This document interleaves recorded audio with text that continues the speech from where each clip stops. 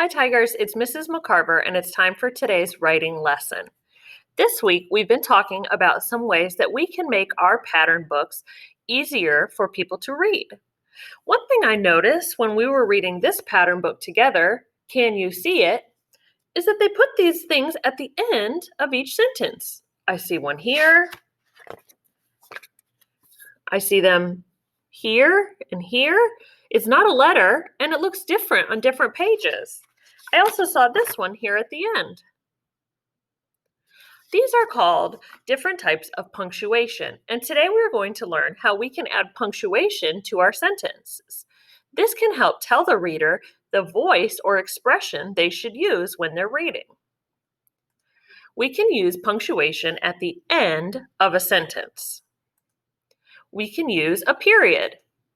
If I put a period at the end of the sentence, it's a little dot, and it tells me that that sentence is done, and I need to take a small pause before I read the next sentence.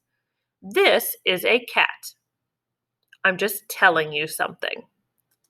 Sometimes the author uses a question mark.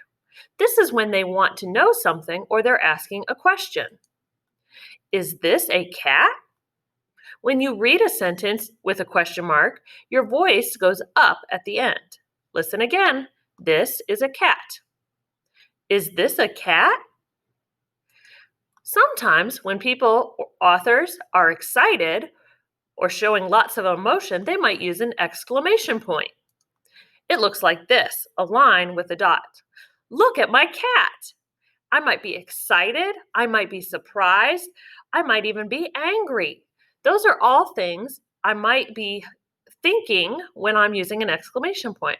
So today I'm going to show you how I would use these types of punctuation in my writing. You might not use them all, but today I'm going to show you one type. So here was my book about a dog. The dog is big. If you notice, there is no punctuation at the end of my sentence. Let's think about the different types. We talked about a period, a question mark, or an exclamation point. The dog is big. I'm just telling you that the dog is big, so I'm going to add a period there. It wouldn't make sense for me to use the question mark because I'm not asking you if the dog is big. I already know that the dog is big.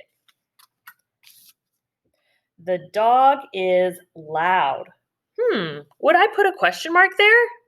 Am I asking you if the dog is loud? No. Am I telling you the dog is loud? Yes. So maybe I would put a period there. You might also say that I would read this with some expression. The dog is loud.